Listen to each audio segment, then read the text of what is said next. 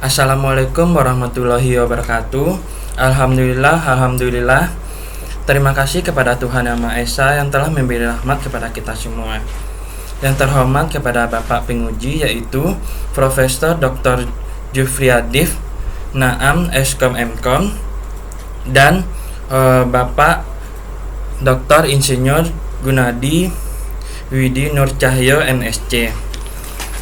Dan juga terima kasih kepada pembimbing 1 yaitu Profesor Dr. Haji Sarjon David Eskom MSc, dan kemudian pembimbing kedua Bapak Dr. Insinyur Haji Semijan MSc.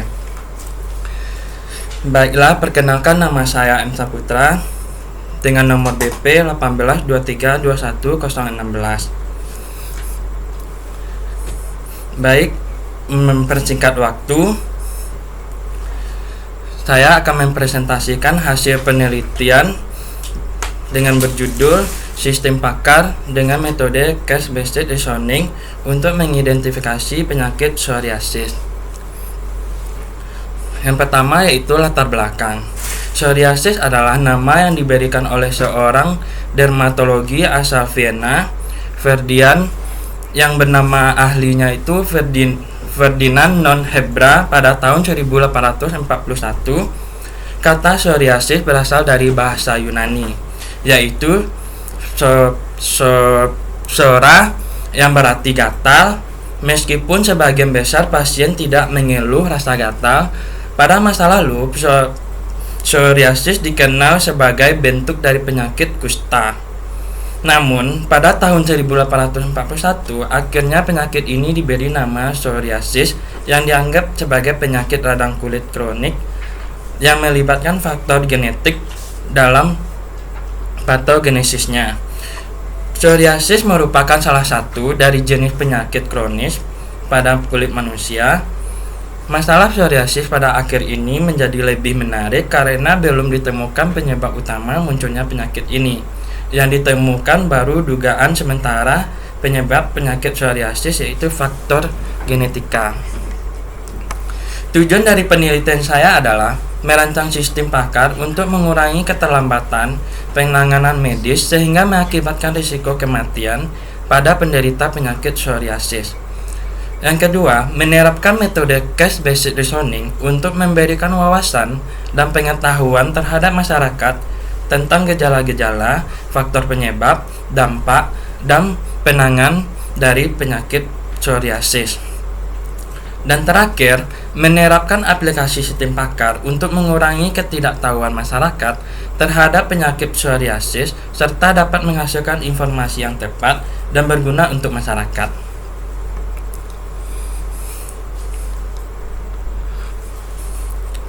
Selanjutnya adalah batasan masalah. Yang pertama adalah sumber pengetahuan diperoleh dari hasil wawancara dengan dokter, buku-buku, jurnal, serta website yang mendukung. Kedua, sistem pakar hanya mengidentifikasi gejala-gejala penyakit psoriasis dengan menggunakan metode Case-Based Reasoning untuk mengetahui jenis penyakit psoriasis apa yang diderita masyarakat, serta dapat memberikan solusi dan masing-masing jenis penyakit psoriasis yang diderita masyarakat. Ketiga, solusi yang diberikan berupa informasi untuk diketahui oleh masyarakat umum, khususnya untuk penderita penyakit psoriasis, berdasarkan data-data masukan yang dapat membantu untuk penanganan lebih lanjut. Terakhir, perancangan sistem pakar menggunakan bahasa pemrograman PHP dan database MySQL.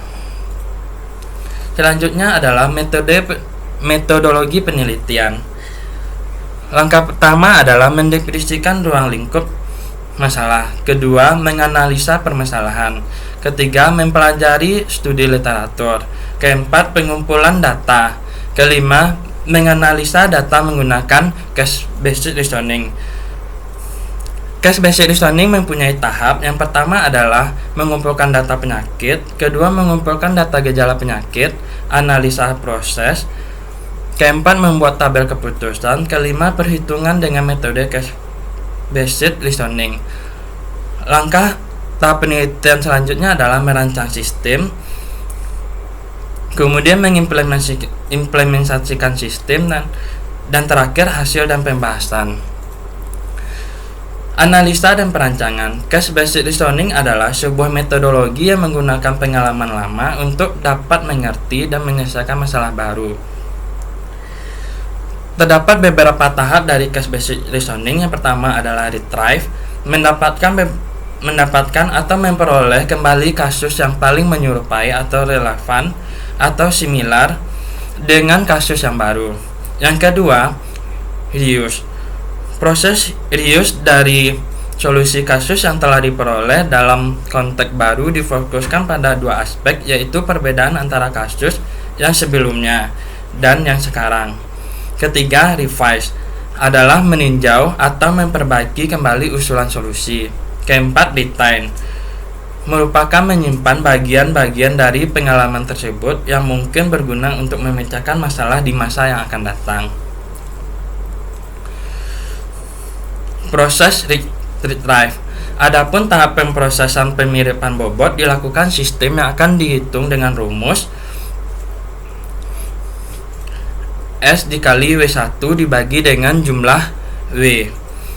Keterangan S adalah similarity atau nilai kemiripan. W adalah bobot yang diberikan dari pakar. Contoh kasus. Di tabel ini terdapat fakta gejala dari pasien. Gejala yang didapat adalah gejala penyakit psoriasis yang didapat adalah yaitu 18 gejala. Dan kemudian adalah tabel kasus baru. Tabel kasus baru adalah gejala yang dirasakan oleh pasien. Kemudian melakukan perhitungan kasus psoriasis flek. Di sini di bagian kiri terdapat ada tabel kasus lama dan di sebelah kanan adalah tabel kasus baru. Kemudian melakukan pencocokan antara tabel kasus lama dengan kasus baru.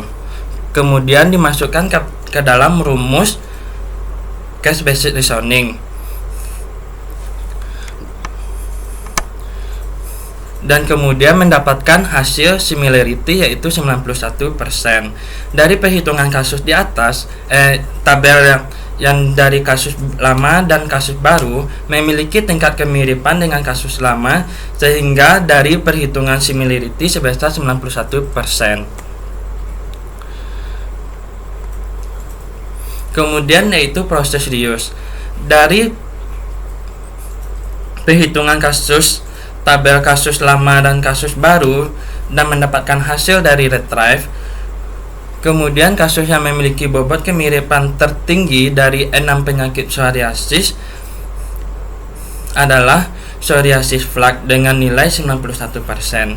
Pada proses reuse, solusi yang diberikan adalah solusi dengan bobot kemiripan kasus yang ada pada pengetahuan dengan kasus baru yang paling tinggi. Kemudian proses revive. Proses ini dilakukan untuk memperbaiki solusi yang diusulkan, kemudian mengujinya pada kasus nyata, dan diperlukan kembali untuk memperbaiki solusi tersebut agar cocok dengan kasus yang baru.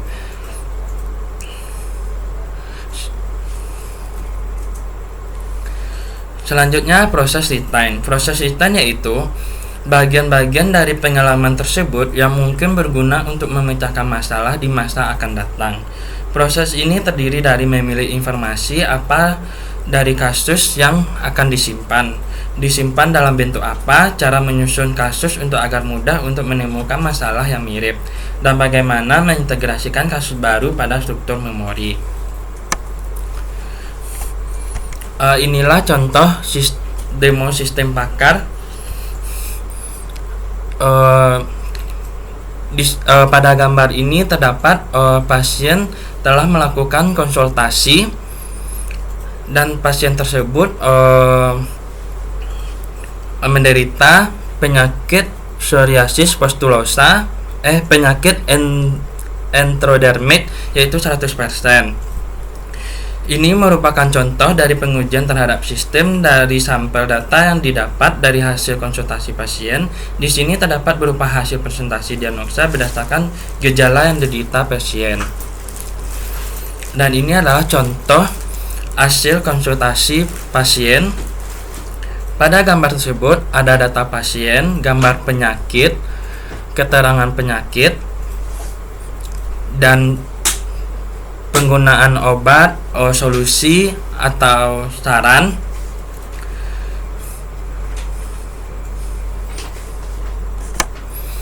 Selanjutnya adalah kesimpulan. Berdasarkan penelitian yang dilakukan mengenai sistem pakar tingkat perkembangan, maka dapat disimpulkan beberapa hal. Aplikasi sistem pakar yang dibangun dapat mengurangi keterlambatan penanganan medis yang mengakibatkan risiko kematian pada penderita penyakit psoriasis.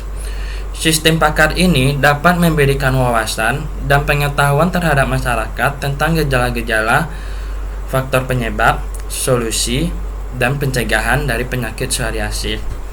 Dengan dirancangnya sistem pakar ini dapat mengurangi ketidaktahuan masyarakat terhadap penyakit psoriasis serta dapat menghasilkan informasi yang tepat dan berguna untuk masyarakat. Dengan adanya penerapan aplikasi ini dapat membantu masyarakat mengetahui penyakit psoriasis dengan cepat tanpa harus bertemu langsung dengan dokter, serta dapat memberikan penanganan sementara yang terkait dengan penyakit psoriasis. Yang terakhir, dengan metode case-based reasoning, sistem pakar berbasis web ini dapat melakukan identifikasi penyakit psoriasis beserta memberikan solusi dan pencegahan.